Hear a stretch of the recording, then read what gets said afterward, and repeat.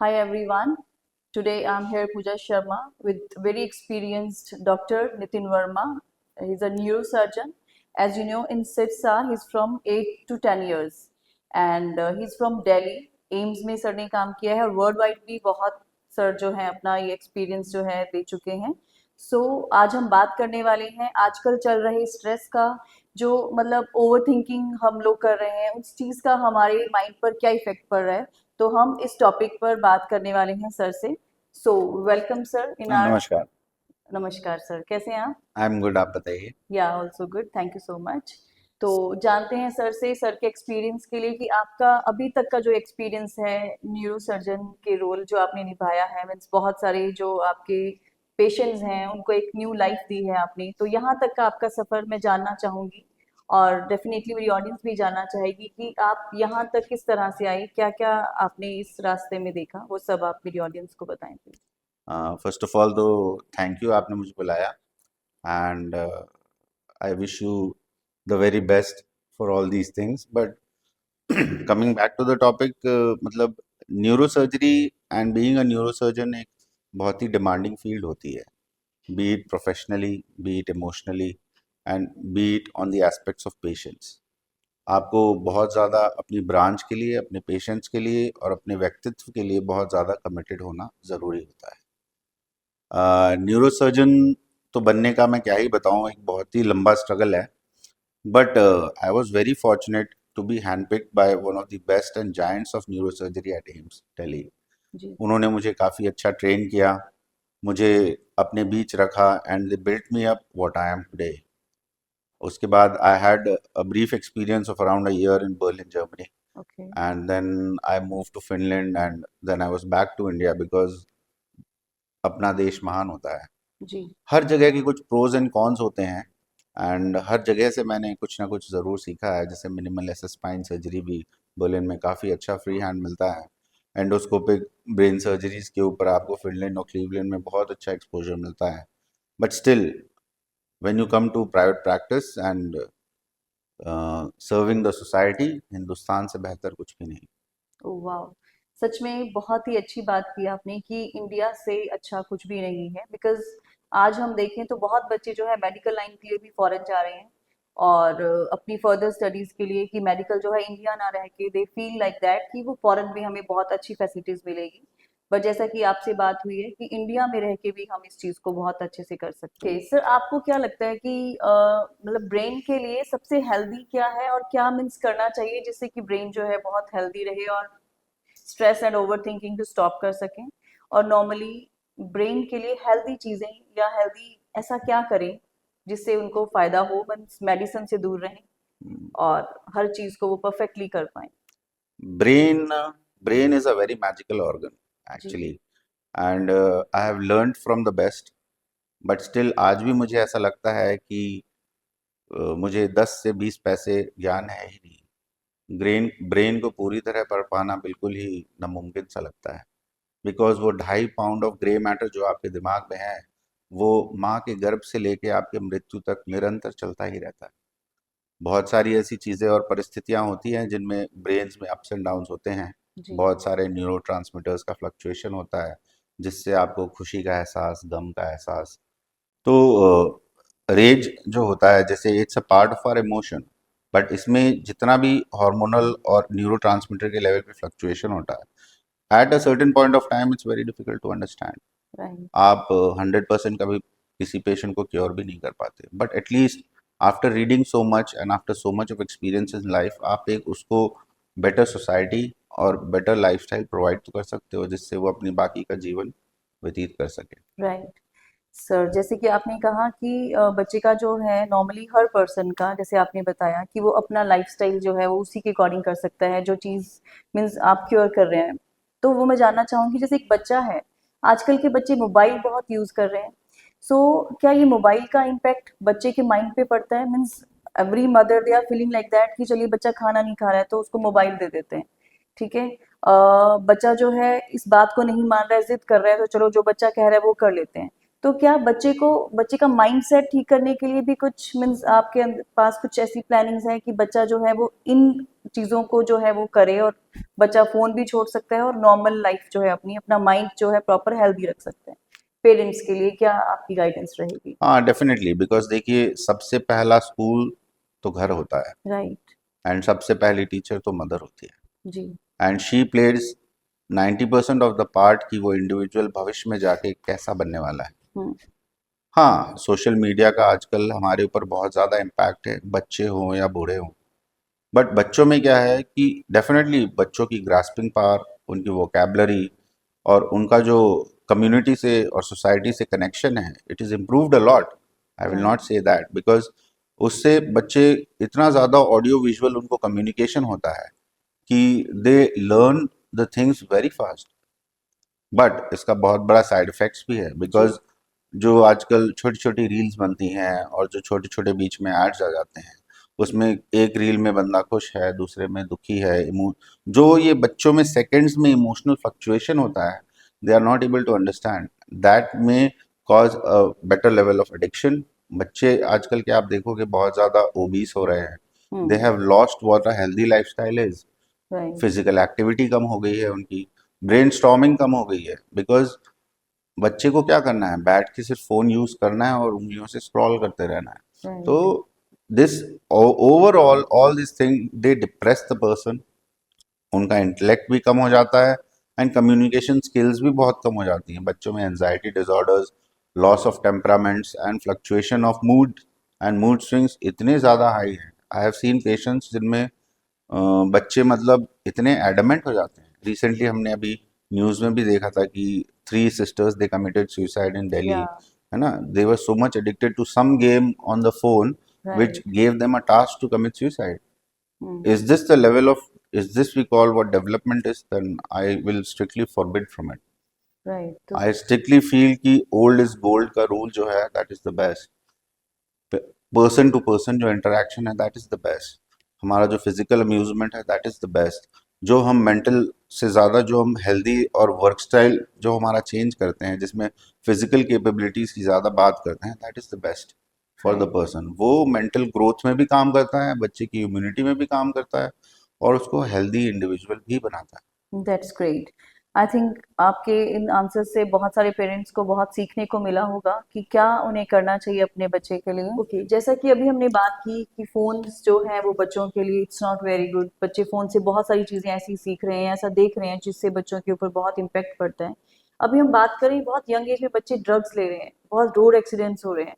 सो इन सब के पीछे लाइक व्हाट यू फील कि क्या होना चाहिए कि उनका माइंड जो है वो एकदम लाइक कूल रहे, बच्चे ड्रग्स यूज़ ना करें, like what is the reason behind it? है। सेम थिंग, यहाँ भी पेरेंटिंग का बहुत बड़ा रोल है। मतलब एक बच्चा नशे की तरफ कैसे जाता है, हुँ। अगर हम इन कारणों का पता कर लें तो शायद हम इलाज तक भी पहुंच जाए। जी। सरकार, समाज तो बहुत सारी चीज़ें करती हैं, बट ये भी हमें समझना ज़रूरी है कि सरकार देश के हर गांव तक तो नहीं पहुंच सकती। Hmm. As an educated human being हमें ये भी समझना ज़रूरी है कि पुलिस, कानून अपना काम अपने स्तर पे कर ज़रूर रहे हैं, बट हर जगह हर इंडिविजुअल के पास पहुंचना वो भी नामुमकिन होता है। ऑब्वियसली। सबसे पहला इंसान तो उसके घर के अंदर ही होता है। आप राइट। अपने बच्चे को अकेला ना छोड़ें। सबसे बेसिक कारण इन चीज़ों का है डिप्रेशन, लैक ऑफ कॉन्फिडेंस, और जो अपने आप को बिजी नहीं रख पाते हैं। एक हेल्दी लाइफस्टाइल फॉलो करें, अपने बच्चे के साथ इंटरमिंगल्ड रहें। उसके साथ मेरे पेरेंट्स ने मुझे सिखाया, प्लस गुरुओं ने भी सिखाया कि human life is divided into 9 stages. Okay. First 4 stages जो होती हैं वो बहुत इंपॉर्टेंट होती हैं। पहले 5 साल में बच्चे को प्यार दो, जी। अगले 5 साल में बच्चे को डिसिप्लिन सिखाओ, उसके बाद आप बच्चे का इतना घनिष्ठ मित्र बन जाओ कि जब आपका समय आए तो वो आपका मित्र बना रहे। राइट। That is how. अगर आप अपने बच्चे को किसी भी सिचुएशन में अकेला छोड़ देंगे तो he will find support somewhere और द अदर। तो ये हमें जानना बहुत ज़रूरी है कि आपका बच्चा या सोसाइटी का कोई भी बच्चा किसी भी सिचुएशन में अकेला ना बढ़े। उसका जो बिल्कुल। ऐसा फ्रेंड सर्कल है, मैं नहीं कहता कि सोसाइटी हमेशा पॉजिटिव ही है। There is a balance of positive and negativity in the society. But हमें ये अपने घर से ही शुरुआत करनी पड़ेगी कि हम अपने घर के लोगों को सशक्त कैसे बनाएं एंड राइट, सोसाइटी को इम्प्रूव कैसे करें। Absolutely right. बिल्कुल सर, मैं आपकी बातों से बहुत ज़्यादा इम्प्रेस्ड हुई। आई थिंक मेरी ऑडियंस भी हुई होगी and they learn many things from you. And एक चीज़ और पूछना चाहूँगी सर आपसे कि जैसे आजकल के बच्चे हैं, बहुत जल्दी हाइपर हो जाते हैं, राइट? बहुत जल्दी से उनको किसी भी चीज़ को लेके ज़िद जैसे हम बोलते हैं कि वो हर चीज़ के लिए ज़िद करते हैं और over like they are feeling like that कि जो भी हमने बोला वी वांट नाउ, मतलब वही चीज़ उनको उसी टाइम चाहिए। सो क्या पेरेंट्स उस चीज़ को ठीक करने के लिए मीन्स कैसे they have to be very cool कि वो बच्चे बहुत नॉर्मल हो? पहले के ज़माने में अगर हम बात करें 5-5 6-6 kids in a one family, but now there is a 1 और 2 kid in a one family. So they kids they are like but for parents it's not a like very normal. They have to do many things, बच्चों के लिए इतना कुछ कर रहे हैं और फिर भी बच्चे जो हैं बहुत हाइपर हो रहे हैं। लाइक पेरेंट्स आते हैं हमारे पास कि मैम बच्चा जो है बहुत हाइपर हो जाता है, बहुत जल्दी जिद कर लेते हैं हर चीज के लिए। मीन्स क्या करें? तो वो माइंड को मीन्स उनका वो माइंड सेट कैसे नॉर्मल करें? Like as you are a new surgeon you have idea about like mind कि बच्चों का माइंड बिल्कुल कूल और लाइक स्ट्रेसलेस कैसे हो। Exactly that's what I am speaking. जैसे व्हाट वी से, जैसा ये समय बीतता जा रहा है and there is a change of scenario, there is a change of environment. पहले इतनी न्यूक्लियर फैमिलीज का कॉन्सेप्ट नहीं होता था। Right. Initially there was a joint family, दादा भी हैं, दादी भी हैं, मामा भी हैं, चाचा भी हैं, हम्म। मम्मी पापा तो हैं ही, बट साथ में इतने सारे इंडिविजुअल्स हैं। तो जो बच्चा उस परिवेश में बड़ा हो रहा है उसका माइंडसेट बिल्कुल अलग है। राइट। भले ही उन पेरेंट्स के पास सिंगल किड हो, बट हम्म। उसे इतना ज़्यादा आसपास से स्टिमुलेशन मिलता है कि how to share, how to care, how to talk, how to respect. माँ बाप ना सिखा पाए बट आसपास के लोग ज़रूर सिखा देते हैं। ऑब्वियसली। आजकल के परिवेश में न्यूक्लियर फैमिलीज का नंबर बहुत हाई है। मॉम डैड अकेले रह गए हैं, ग्रैंड पेरेंट्स कहीं और हैं। आपने उन्हीं बच्चों को संभालने के लिए नानी हायर की हुई है। हम्म। So this is a very common scenario and mom is also working, पापा is also working.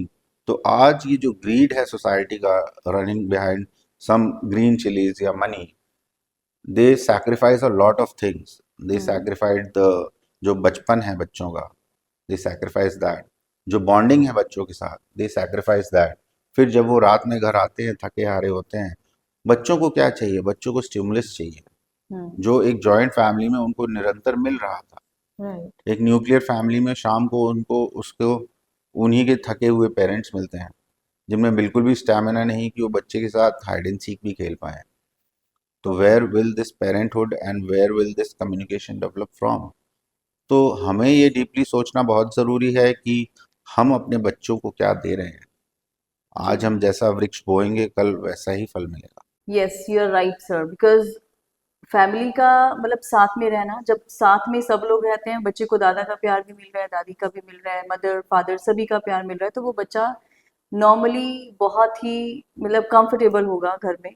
और आजकल बिल्कुल सही कहा आपने, पेरेंट्स के पास टाइम ही नहीं है बच्चों को देने के लिए, तो इससे डेफिनेटली। तो आप बच्चा सीखेगा, इंटरपर्सनल स्किल सीखेगा, कम्युनिकेशन स्किल सीखेगा। अब बिल्कुल। जैसे आजकल का वो पॉडकास्ट हीरो है पंकज चलावादी, हम्म। है ना, एंड एक और वन मोर गाय देयर, उसका मैं नाम भूल रहा हूँ।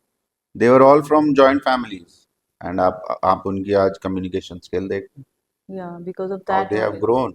या right. So it's very, we can say like a perfect words we can say for a like kid, like the family, nuclear family is not, we can say कि wrong है, but yes, joint family बच्चे के लिए बहुत ही मतलब वो था कि बच्चा हर चीज सीख पा रहा था और बहुत कंफर्टेबल फील कर पा रहा था। तो सर मैं आपसे जानना चाहूंगी 3 हेल्दी हैबिट्स जिससे जो ब्रेन है वो प्रॉपर हेल्दी रहता है। So oh that's a piece of cake. Impactful 3 habits. बहुत ही आसान है। अपनी लाइफ को कूल रखें, स्ट्रेस फ्री रहें, रेगुलर एक्सरसाइज करें, एक प्रॉपर डाइटरी पैटर्न फॉलो करें। Oh wow, that's great. Even I also have to follow these 3 habits. Sir एक चीज और जानना चाहूंगी आपसे कि डाइट और एक्सरसाइज का ब्रेन के लिए कितना मतलब इम्पैक्ट पड़ता है इस चीज का? बहुत इम्पैक्ट होता है। एक रेगुलर एक्सरसाइज ब्रेन को कॉन्स्टेंटली स्टिमुलेट करती है। ब्रेन में बहुत तरह के न्यूरोट्रांसमीटर्स होते हैं, कुछ एक्साइटेटरी होते हैं, कुछ इनहिबिटरी होते हैं, है ना। जैसे इनहिबिटरी न्यूरोट्रांसमीटर्स में गाबा ग्लूटामिल ट्रांसफरेज आता है ना, ग्लाइसिन आता है, एंड थोड़ा थोड़ा सेरोटोनिन भी आता है।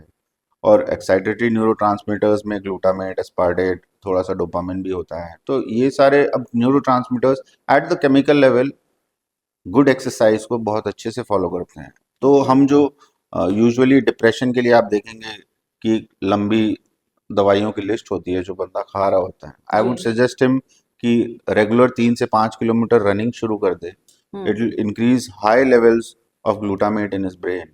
डिप्रेशन का one of the best treatment है वो। Second, a good cup of black coffee every day, okay, that's great. That will help you a lot. तो this is the role of dietary pattern. आप जितना कम से कम खाएं, प्रोटीन रिच डाइट खाएं, फैट्स और कार्बोहाइड्रेट्स थोड़ा कट करें, अपने वेट को नियमित रूप से कंट्रोल में रखें। ज़्यादा ओबीस लोग लेजी ब्रेन को इंगित करते हैं। And always follow a strict and discipline lifestyle that will help you live longer, live younger and enjoy more. Okay, that's great. Sir, क्या मैं आपके बारे में जान सकती हूँ आपका like diet plan and exercise schedule we can share with our audience? बिल्कुल, I work out nearly 1 to 1.5 hour every day. Usually that's morning great. I prefer. Okay. Then शाम को थोड़ा मैं नेट्स पे क्रिकेट भी खेलता हूँ। एंड फिर शाम को 1 घंटे स्विमिंग भी करता हूँ। उसके बाद डाइटरी में मैं कार्ब्स बहुत ही लो लेता हूँ। एंड फैट थोड़ा बहुत चीटिंग कर लेता हूँ फैट के साथ। Okay sir, one thing more I just want to know, like नींद कम लेना या प्रॉपर नींद लेना, मतलब दोनों में से क्या, like sometimes we don't have time, हम प्रॉपर सो नहीं पा रहे हैं, और कभी कभी बहुत स्ट्रेस लेवल होने की वजह से हम नींद नहीं ले पा रहे हैं। सो मीन्स नींद का क्या इम्पेक्ट है मीन्स माइंड को वो करने के लिए, सो उसके बारे में थोड़ा बताएं। नींद नींद तो ऐसी चीज है, आप जितना भी ले लो हमेशा कमी पड़ती है। बट नींद का एक बहुत बड़ा रोल होता है ब्रेन में। Every body needs to rest. Right. Basically a brain doesn't get energized with food than with sleep। Okay. तो सोना बहुत ज़रूरी है नियमित। जैसे बच्चे हैं, बच्चे आप देखोगे जो न्यूबॉर्न्स होते हैं, उनका फेज जो होता है वो 18 से 20 घंटे सोते हैं। हम्म। फिर जैसे जैसे उनकी उम्र बढ़ती है वो 15 से 16 घंटे सोते हैं। फिर 10 से 12 घंटे।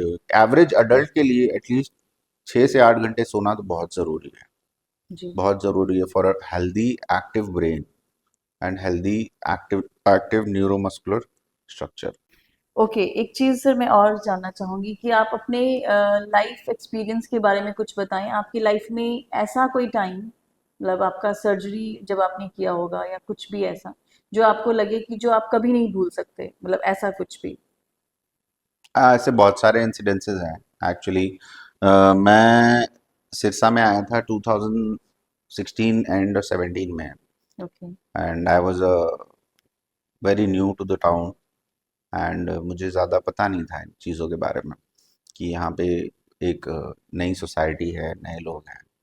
तो वहाँ पे एक Vimla Devi was one of our patients. And उसको वेस्टिबुलर शॉनोमा था। वेस्टिबुलर शॉनोमा क्या होता है कि कान के पिछले हिस्से में एक बहुत बड़ा ट्यूमर होता है, ओके। जिसकी वजह से पेशेंट का सुनना बंद हो जाता है, चेहरा टेढ़ा हो जाता है, एक शरीर के एक हिस्से में लकवा लग जाता है। बहुत ज़्यादा बड़ा हो जाए तो सांस और दिल पे भी असर होता है और मर भी जाते हैं। ओह माय गॉड।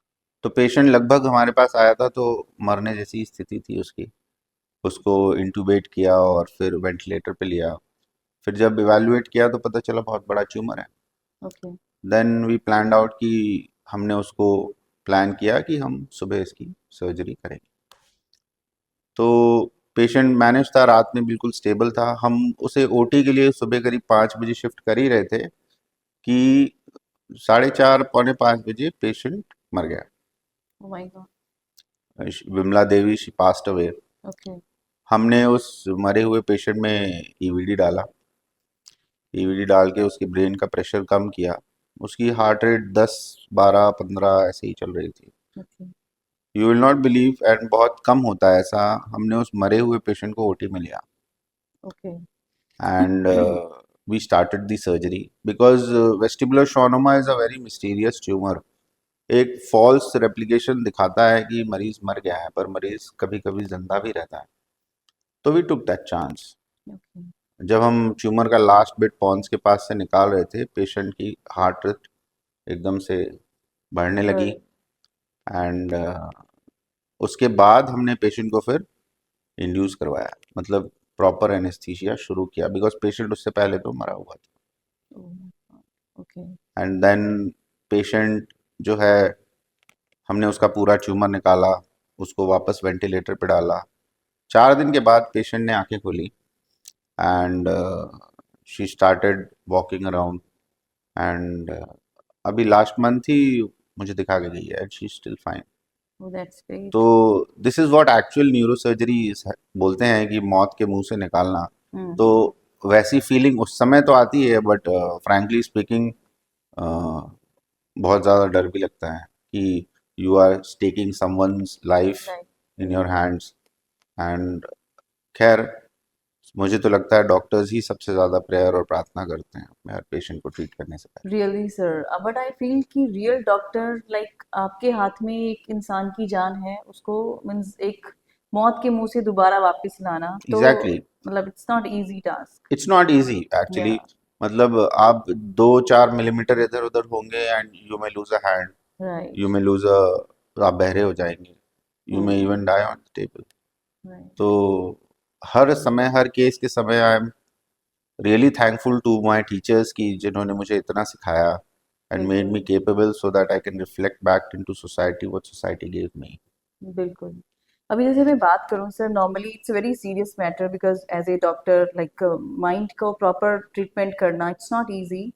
मीन्स नॉर्मली जैसे रहता है कि एक टीचर जो है बच्चे को पढ़ाता है, sorry I am again in the back like teacher, it's definitely on teacher. Like teachers बच्चे को क्या पढ़ाते हैं, बच्चा जब राइटिंग करता है थोड़ा आगे पीछे भी हो जाए वो इरेज हो जाता है, लेकिन आपके इसमें सर डेफिनेटली इरेज वाला ना। कुछ नहीं है।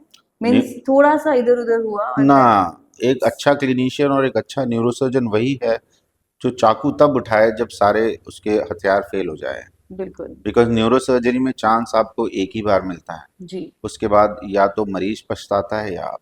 बिल्कुल।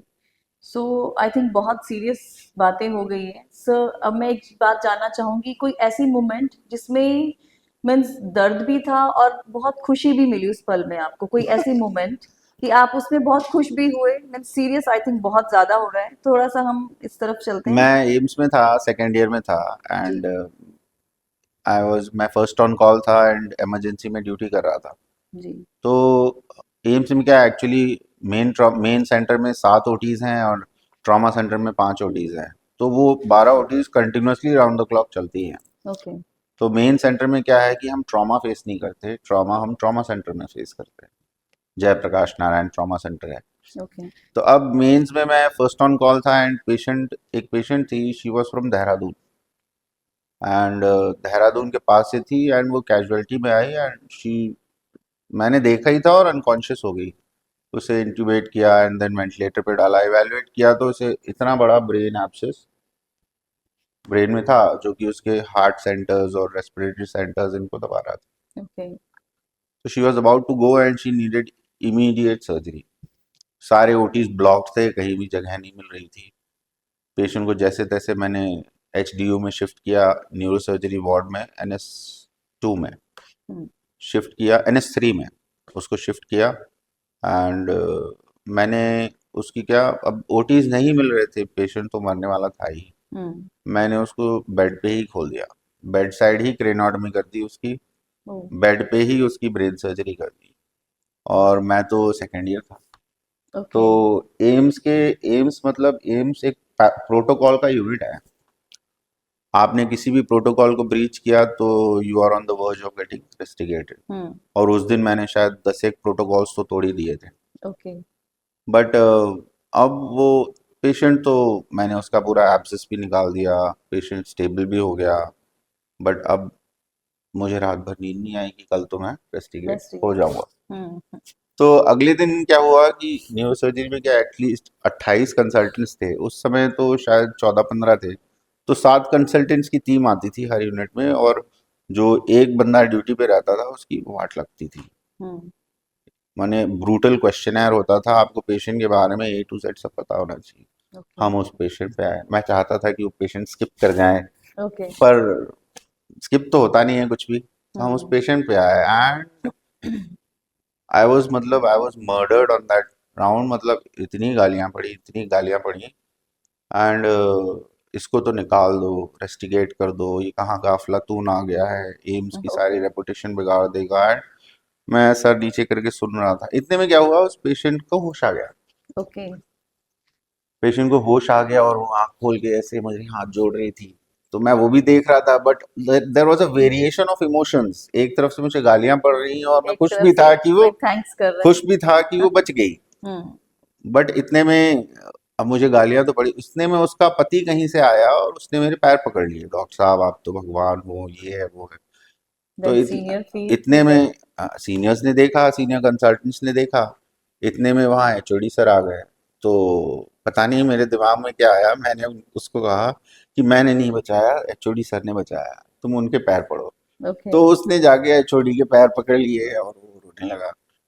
तो एचओडी ने देखा, अरे तुम लोग तो कुछ भी चिल्ला रहे हो, बच्चे ने किसी की जान बचाई ही हो तुम लोग, कुछ नहीं होता है प्रोटोकॉल। और उस एक सिंपल ट्रिकी एक्ट की वजह से मुझे कंसल्टेंट्स ने तो बहुत गालियां दी, बट मैं बच गया। हम्म। एंड एचओडी सर मुझे वहां से ले गए, एंड पेशेंट भी बच गया, मैं भी बच गया, and it was done and dusted. Like what was in your mind that time you have done this in a bed, like कहीं और मतलब डेफिनेटली मेरे दिमाग में तो यही था कि बंदा बच जाए, बाकी मीन्स बाद में एनीवेयर, देखेंगे। Like it's not like that OPD में जाना है, जहां भी है you have started your work, है ना? यस, बंदा बचना चाहिए। अगर जिंदगी आपने बचा ली है तो you can face any questions. So it means you're a real doctor. You तो don't like, follow the rules and regulations, no protocols. You have started your work. Rules होते हैं यहाँ भी। अपने एक मेहता साहब हैं एफ ब्लॉक में, Okay. उनकी मंडी में दुकान है। वहाँ पे मंडी में सीजन चल रहा था, तो ट्रक्स बहुत सारा धान गिरा रहे थे, एंड बैक करते समय ट्रक ने उनको हिट किया और वो गिर गए। तो वो मेरे पास आए। अब वो मेरे फैमिली फ्रेंड जैसे थे।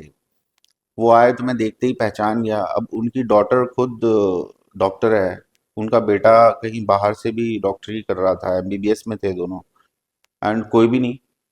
उस Okay. उनकी वाइफ जो थी, आंटी को बाद में पता चला, उनको उनके फ्रेंड्स लेके आए थे। मैंने तो अंकल का देखा, इतना ह्यूज हेमाटोमा था, गैस्प कर रहे थे। मैं तो बिना किसी से पूछे उनको ओटी ले गया। Okay, nice. कहते हैं ना कि ऑपरेटिव कंसेंट भी लेते हैं और ये है वो है। Yeah. Definitely that's a protocol That and it all must questions be. in my mind, sir.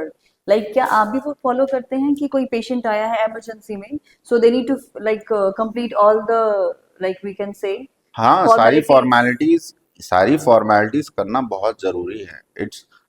It's एक तो ये बहुत बड़ा प्रोटोकॉल होता है, दूसरी Okay. चीज आप किसी की परमिशन के बिना किसी पे कुछ कर नहीं सकते। Okay. बट अंकल तो जाने वाले थे और मेरे इतने क्लोज थे, मैं तो उन्हें ओटी ले गया, उनको ऑपरेट कर दिया, अंकल को आईसीयू में शिफ्ट किया। उसके बाद मैं चैन से बैठा, तब मुझे जाकर याद आया मैंने तो कहीं साइन भी नहीं दिए। Okay. एंड फिर उनकी आंटी जो है वो तो शाम को आई, उनकी डॉटर भी शाम को आई, बेटा अगले दिन आया। तब मैंने उनसे कंसल्ट किया। Uncle Okay. अभी भी हैं, and he is good, he is doing all his work.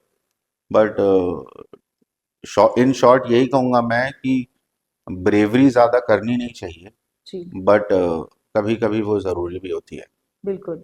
ये तो बात हुई सर कि आपके नॉन थे, आप जानते थे इन्हें अच्छी तरह से, तो आपने स्टार्ट कर दिया विदाउट एनी लाइक फॉर्मेलिटीज। अगर मैं बात करूं कि नॉर्मली जैसे कोई भी पेशेंट आता है, they are in emergency, they don't have that much funds, so how you will treat them? Funds, देखिए फंड्स एक बहुत बड़ा इशू होता है प्राइवेट सेक्टर में, बट या। आई फील कि जान बचाना पहले ज़्यादा ज़रूरी होता है। उसके बाद फंड्स तो आते जाते रहते हैं। But that's great. अगर आप किसी को एक लाइफ दे पाएँ तो उससे बड़ा कर्ज तो कुछ भी नहीं होता। Absolutely right. But these days, what I seen everywhere, the doctors, they are not like that.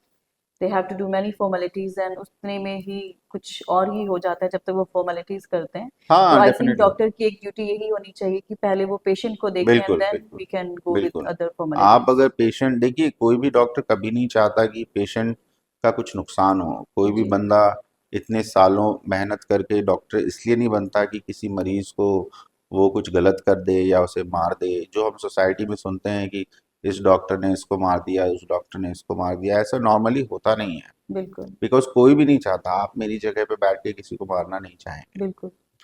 But society और आजकल जो मेट्रोज और बड़ी सिटीज में चलता है कॉरपोरेट कल्चर जो है, hmm people start blaming doctor ने ये कर दिया, but it's never, doctors are just an employee over there. but I don't think so, sir. All doctors are same because you have a different thinking, and other doctors they have a different thinking. Might be it's quite true कि हर इंसान का set of thought process same नहीं होता. Right. मेरी mother के साथ क्या हुआ, like she has a fibroid in the like stomach, and we were in Delhi. So the doctors they were said like 3 times they took sign of my father. They said ki you have to sign that papers. So we think it's a bigger one, like it's a 7 kg. So that's the reason. Again and again they are taking that signatures and all. And after 9 years of operation, like everything is clear, everything was done. What happened? She has a one kidney. One it's lost. Where it is like चोरी कर लिया जैसे उन्होंने, means नहीं, like you can't unless and until आपके पास hard strong evidence हो, you can't say that, because there can be congenital agenesis of kidney, there can be a single kidney, कभी कभी बचपन से ही एक ही किडनी होती है इंडिविजुअल में. अगर ओके आपके पास पैदाइश के समय का अल्ट्रासाउंड है और डॉक्यूमेंट्री प्रूफ है कि बंदे के पास पहले 2 किडनीज थी और सर्जरी के बाद एक किडनी बची है, then you can put that mark. Okay yeah You have to have a strong hard evidence which claims that कि किडनी चोरी हो गई. It's not that common. और बड़े बड़े सेंटर्स पे आजकल इतना आसान तो नहीं. 20 साल पहले क्या होता था मुझे नहीं पता, हम्म बट आज की डेट में तो इट्स वेरी डिफिकल्ट, बिकॉज आजकल हर चीज डिजिटलाइज्ड है और हर राइट तरह का स्कैन होता है. राइट तो आज आप कॉरपोरेट में कहीं भी चले जाओगे ना, वो आपको हाथ में भी चोट होगी, स्कैन तो पूरी बॉडी का कर देंगे. हम्म तो द थिंग इज कि it's very difficult nowadays to do all these things of absurd things. पुराने जमाने का I can't comment, right because उस जमाने में इतना इन्वेस्टिगेटिव मोडालिटीज थी कि नहीं थी, वी डोंट नो. हम्म जहाँ पे उन्होंने कराया वहाँ पे क्या सेक्टर चल रहा था, वी डोंट नो. उनको यूट्राइन फाइब्रॉइड था या मेट्रोमायोमा था, you don't know that. yeah, maybe the doctors before 20 years back, like which type of things are going on that हाँ. time, you know? Yes, we can say. And another thing, sir, in my mind, like I just want to ask you one thing. These days, like everyone, they are feeling like few students, like kids, they are saying कि doctor बनना है हमें. So which, you know, like things बच्चे को क्या opt करना चाहिए? Like बच्चा मेडिकल लेना चाह रहा है, लेकिन उस मेडिकल में बच्चे के लिए क्या बेस्ट है, मीन्स कौन सा जो है बच्चा मेडिकल के अंदर वो ले स्ट्रीम, या यू कैन से जैसे हम्म. आपका you are a neuro surgeon, best neuro surgeon in the Sirsa. So accordingly I just want to know like kids के लिए, बच्चों के लिए किस चीज को वो जो है स्पेशलाइज्ड बने वो उस चीज के जो उनके लिए बेस्ट हो, और जो हमारे नॉर्मल जो हमारे हैं वी कैन से थोड़े पुअर लोग हैं उनके लिए भी मतलब बेनिफिशियल होगा वो, कि वो बच्चे जो हैं उनको हेल्प कर पाए. तो इस टाइप से मीन्स क्या बच्चे जो हैं किस चीज की तरफ जाएं, not only dentist, not only like normal doctors, we can say like what किस इज द ब्रांच की बेस्ट. तरफ उनको. हाँ मतलब वो करना चाहिए. देखिए, actually once a child is getting through MBBS, जो कि हम्म फर्स्ट स्टेज होता है डॉक्टर बनने का, बाय द टाइम वो एमबीबीएस कंप्लीट कर रहा होता है, उस बच्चे को पता होता है अंदर से कि उससे किस चीज़ में ज़्यादा इंटरेस्ट है. Okay and always follow what you think and always dream big. Every dream starts with a single step. जो पहला कदम आप उठाते हो जी. उसी से शुरू होती है. आपके अंदर जो इंटेंट है, आप उस इंटेंट को कभी भूलने मत दो. एम्स क्लियर करना बहुत ही डिफिकल्ट होता है. मैंने खुद ने 3 बार एग्जाम दी है and okay I was rejected 2 times. And उससे पहले मैं करीब 13-14 एग्जाम्स और निकाल चुका था, बट मुझे करना ही एम्स से था. ओके तो अगर आप दृढ़ निश्चय हैं आपके अंदर और आपके अंदर धैर्य है, तो you can beat anything in life. Okay. After 12th may I know your journey like for 12वीं के बाद तो doctor. मेरा, सबसे पहले तो मेरा ए आई ट्रिपल ई में हुआ था and I picked up software. IT sector से उठाया था मैंने. ओके आर ई सी इंजीनियरिंग कॉलेज था रांची में. ओके बिकॉज हम थोड़ा फाइनेंशियली इतने स्ट्रांग नहीं थे, तो पापा ने, मम्मा ने मुझे रिलेटिव्स के आसपास ही उठाने बोला, ताकि रहने और खाने का खर्चा जो भी था उनकी hmm problems it could sort out. But I was not an engineering guy. मैंने तो 6-7 महीने बाद छोड़ दिया. ओके वहाँ पे खरे कोचिंग चलती थी एंड मैंने क्रैश कोर्स ज्वाइन किया. एंड करीब 140-150 बच्चों का बैच होता था वो. एंड हम 3-4 ही लोग थे जो सिलेक्ट हुए थे ए आई उसमें. ऑल इंडिया सीबीएसई होता था उस समय ओके उसमें. तो फिर मेरी जर्नी इंदौर से शुरू हुई. जी. तो आपकी इस जर्नी में आपने क्या प्रॉब्लम्स फेस की? एमबीबीएस इज सबसे पहले तो सबसे हॉरिबल और सबसे अच्छी चीज जो होती थी वो थी रैगिंग। ओके। मेडिकल फील्ड की रैगिंग बिल्कुल ही अलग होती है, इंजीनियरिंग फील्ड की रैगिंग बिल्कुल ही अलग होती है। आपकी बट रैगिंग हुई? बहुत, and ragging was one of the best parts of life जो आप आज तक नहीं भूलते। बिकॉज हाँ, उस समय आपको पता चलता है कि सीनियरिटी क्या होती है, जी। और उस समय ही आपके वो दोस्त बनते हैं जो जिंदगी भर चलते हैं। बिल्कुल। और सच माने तो दोस्त वही होते हैं जो आपको तब से जानते हैं जब आप कुछ नहीं थे। बिल्कुल। जैसे जैसे आप ऊपर चढ़ते जाते हैं प्रोफेशनलिज्म की लैडर पे, तो दोस्त तो मिलते ही रहते हैं, बनते रहते हैं। They are more of a professional friend. Right. और आपकी लाइफ का अभी तक की जर्नी का सबसे अच्छा मोमेंट जो आपको लगे कि ये मोमेंट मैं कभी ना भूलना चाहता हूँ ना भूल सकता हूँ, और उसमें आपको बहुत खुशी मिली हो? सबसे सबसे बड़ा मोमेंट तो ये था कि when I passed my MCH entrance exam, and उसके बाद when I cleared my MCH, because AIIMS is a very daunting task. बहुत सारे हमारे सीनियर्स ने सुसाइड भी किया है during the tenure of studies, just because it was a very demanding. आपको हफ्ते भर में 5-6 घंटे का रेस्ट मिलता था, okay. And you are working continuously for 4 days 5 days. Glucose और चाय पे आप जी रहे हो, ग्लूकोज पे पार्ले जी बिस्किट्स आती थी, ओके। और चाय पे जी रहे हो, आरपीसी कैंटीन में ठंडा खाना खा रहे हो। तो एक आम इंसान को पता नहीं होता कि डॉक्टर कैसे बनते हैं। बिल्कुल, इट्स नॉट इजी एक, टास्क, हाँ, डिफिकल्ट। खड़े होके ओपीडी में या इमरजेंसी में ये चिल्लाना कि डॉक्टर चोर है, ये बहुत आसान सी बात है। बट उस डॉक्टर ने अपनी लाइफ के कितने महत्वपूर्ण पल उस चीज को पाने के लिए दिए हैं, ये कोई आम इंसान समझता नहीं है। बिल्कुल। आप एक बार ऑन अ स्ट्रेट डे आप 4 दिन जाग के दिखा दें, राइट। बिल्कुल सर, बिल्कुल सहमत हूँ और मैं उस आपकी बात थकान से। में आप एक बंदे के लिए लगे हुए हो जिसको आपको बचाना है, और वही आपका टास्क है। बिल्कुल।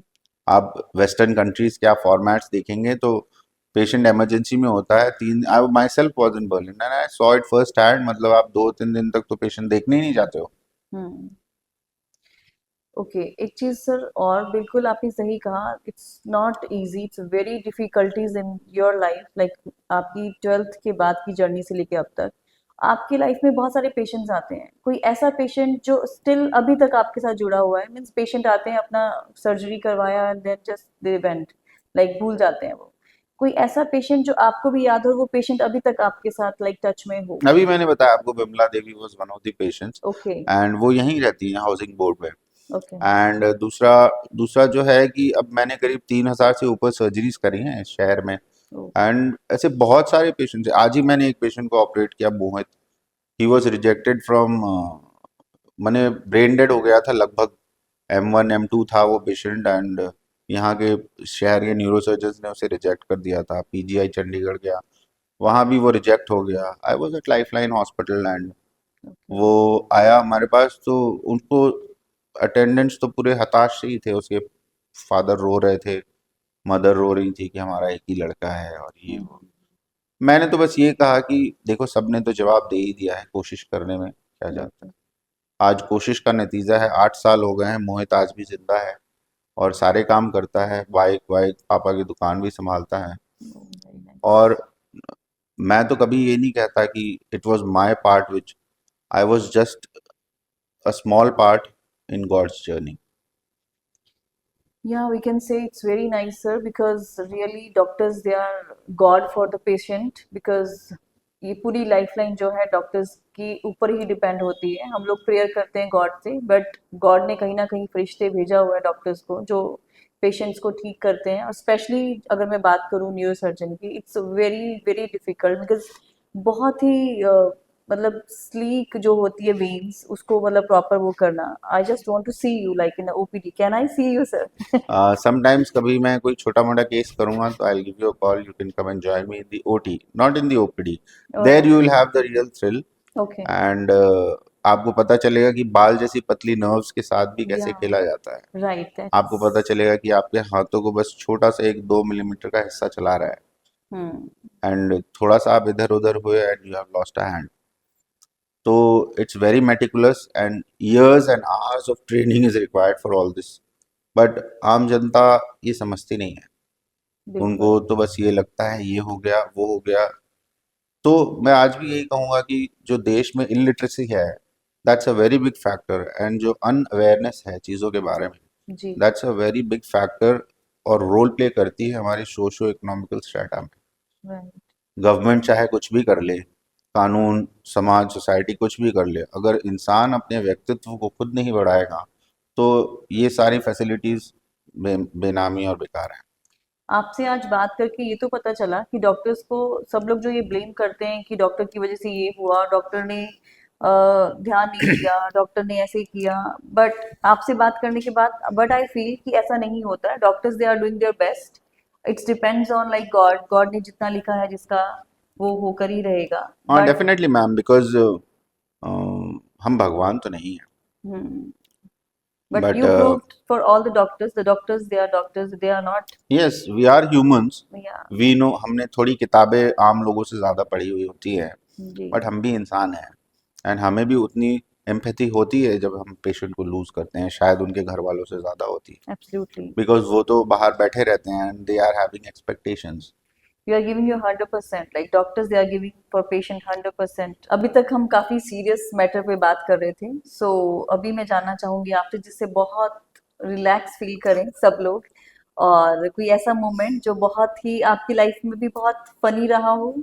वैसे तो ये मैटर फन वाला है ही नहीं है, definitely it's serious, hmm. Like mind जो है हमारा पूरी बॉडी को चलाता है। हम्म। सो थोड़ा सा आप मुझे बताएं ऐसा कुछ कि थोड़ा सा रिलैक्स हो जाए सब।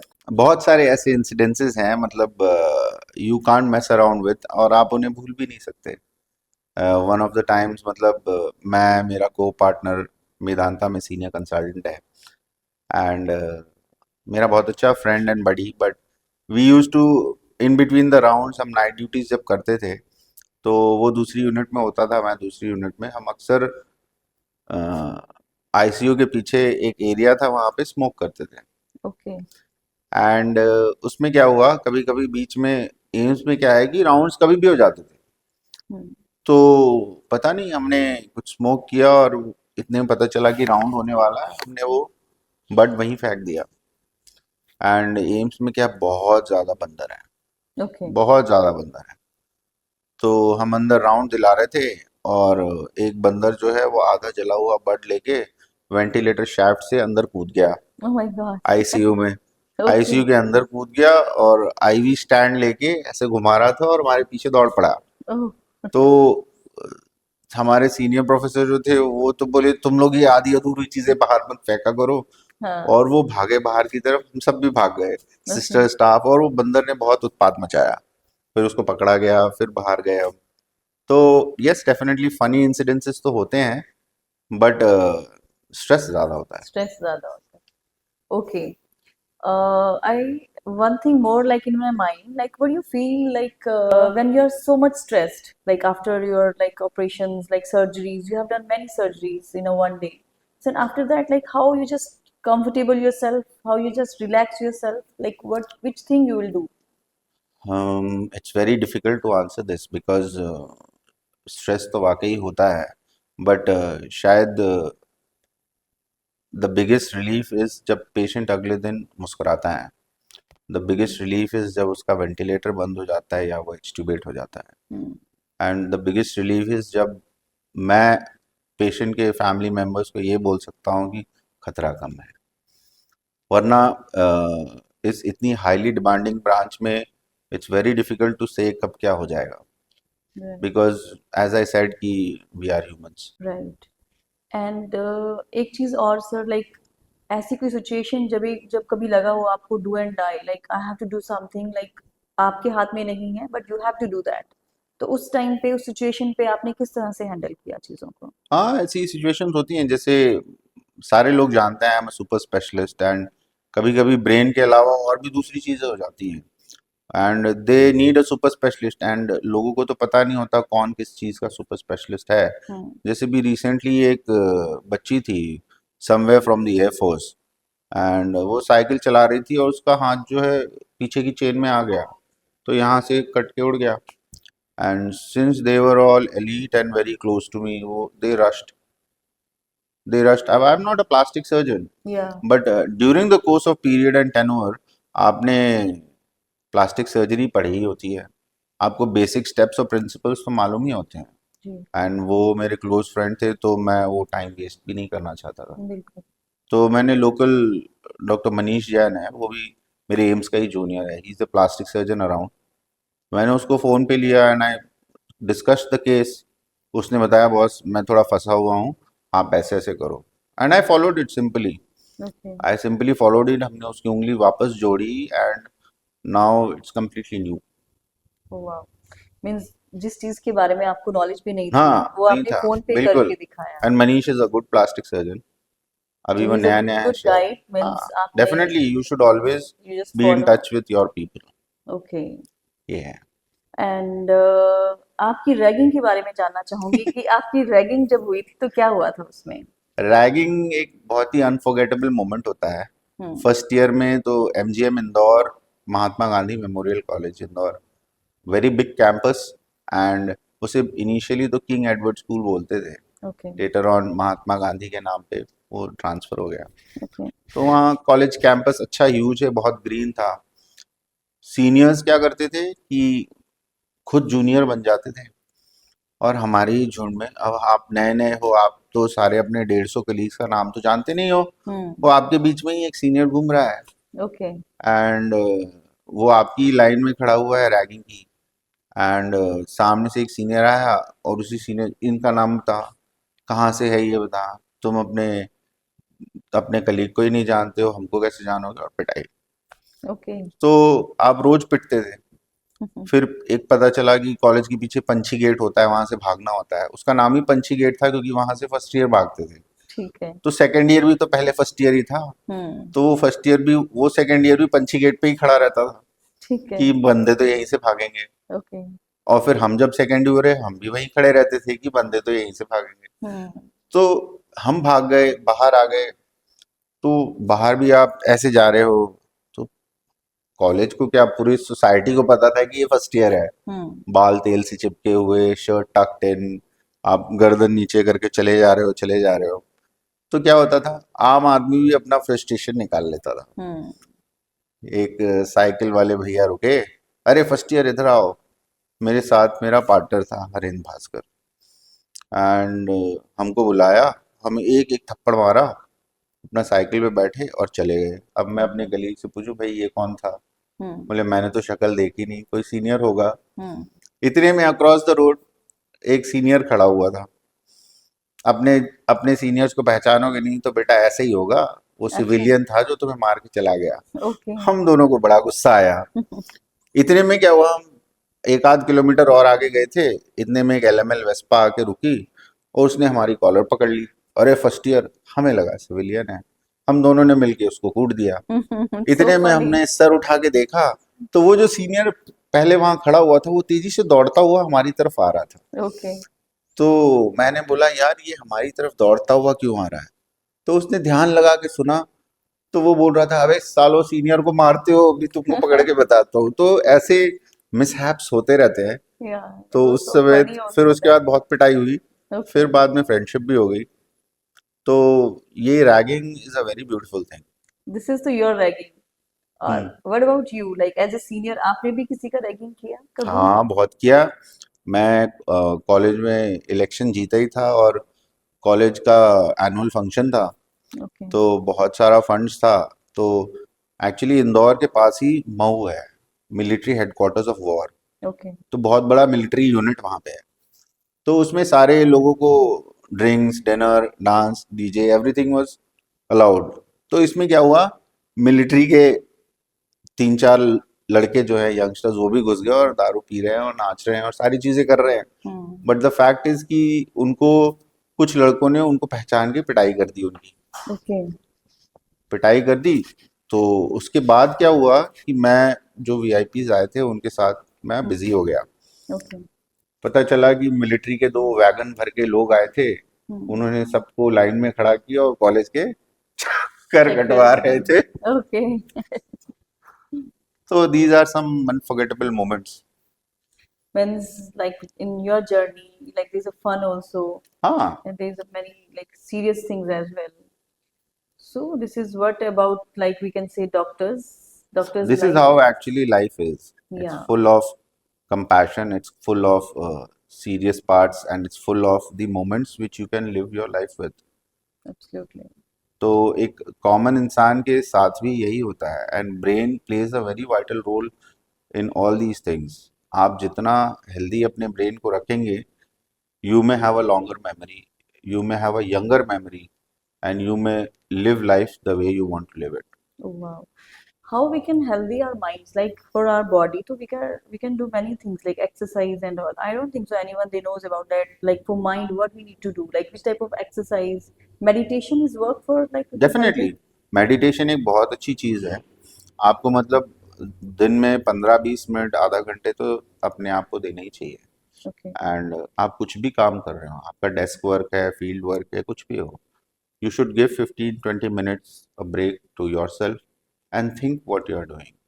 definitely we can give break to us, but the mind it's continuously like thoughts and thoughts and thoughts. It's going on. How we can stop it? How we can do meditate? Because I don't think so. Meditation it's a very easy because you have to like forget everything. You have to just quiet and very relax your mind. That is, it's not happen with me. What I say. So what do you feel? What do you say about like मेरे types जो लोग हैं वो क्या करें? Means जिनकी overthinking की आदत है.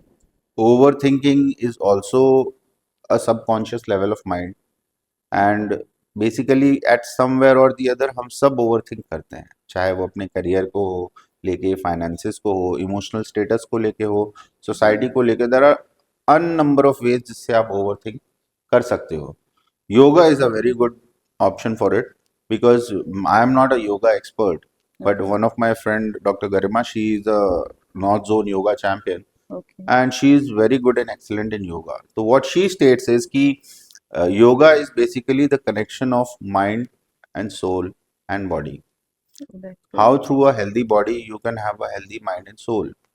Absolutely right. तो योगा एक बहुत ही अच्छा तरीका है जिससे आप अपने माइंड और सोल को एनरिच कर सकते हो.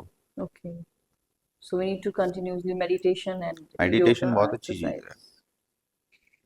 ओके, आपका कोई ऐसे 3 टिप्स जो हमारी ऑडियंस को बहुत बेनिफिशियल मिले, उस चीज़ का बहुत बेनिफिट मिले, उस चीज़ के लिए मीन्स वो 3 ऐसी क्या हैबिट्स हो मॉर्निंग में उठते ही उनको ऐसा क्या करना चाहिए हेल्दी माइंड रहे and they feel fresh all the time. एक एक तो प्रॉपर गुड स्लीप लें. एटलीस्ट 6 to 8 hours का आपका स्लीप पैटर्न होना चाहिए. वो सुबह उठते ही have plenty of water and a good round of exercise, be it simple running और whatever you do, with training, yoga, meditation, whatever you want to do. Give start the day with yourself, okay. and always have a habit of reading something, because I always find the hard copies are far better than the social media products nowadays. Yes, now we have a rapid fire. Are you ready for that? Ah, sure. Okay, my question is coffee versus green tea. Coffee. Oh, wow. Sleep versus work. Sleep. Great. Books versus social media. Books. Nice. MRI versus CT scan. MRI. Oh, yoga versus gym. Gym. You are too used to do gym, I know. Risk versus award. Risk. You are a risk taker. Yes. Very Every nice. risk, I feel ki every risk is a hidden opportunity to go ahead in life. Perfect. Kids screen versus outdoor play. Outdoor play. That's nice. It's good for everyone. Logic versus emotions. Emotions. You are very emotional, maybe. Okay, one thing more. Private hospitals versus government hospitals. Government setup depending on the patient's affordability. Nice. One thing more. Prevention versus cure. Prevention. Prevention is better than cure, right, everyone? Thank you so much sir, आपने अपना precious time दिया और हमारे दर्शकों को आपने जो knowledge दी है आपके बारे में, आई थिंक वो सबके लिए बहुत नॉलेजेबल होगी. किस तरह से आपने बताया कि जो हमारा ब्रेन है वो हम हेल्दी रख सकते हैं. थैंक यू सो मच हमारे साथ टाइम बिताने के लिए, हमारे ऑडियंस को बताने के लिए कि कैसी आपकी जर्नी रही, किस तरह से आपने अपना 100% जो है पेशेंट्स को दिया है. So I can say the doctors they are not those they are saying कि doctors they are not doing this thing that thing, but it's not like that. आपने सभी डॉक्टर्स के लिए एक मिसाल खड़ी की है. The doctors they are very real and they are giving their 100% to everyone. So thank you so much. तहे दिल से आपका थैंक शुक्रिया यू करना मैम चाहूँगी. Because and I wish you all the best. Thank you so much. आपके इस podcast के थ्रू मुझे मौका मिला कि I should aware the society of things. जो जैसा दिखता है कभी वैसा होता नहीं है. बिल्कुल. And I would also expect कि आप समाज के तत्व में से हर एक इम्पॉर्टेंट फैकल्टी को बुलाएं. हमें और भी चीज़ों के बारे में ज्ञान प्राप्त हो. Being a common human being हमको बेसिक चीज़ें पता होनी चाहिए. जी. So I wish you the best and thanks for calling. Thank you, sir. Thank you so much.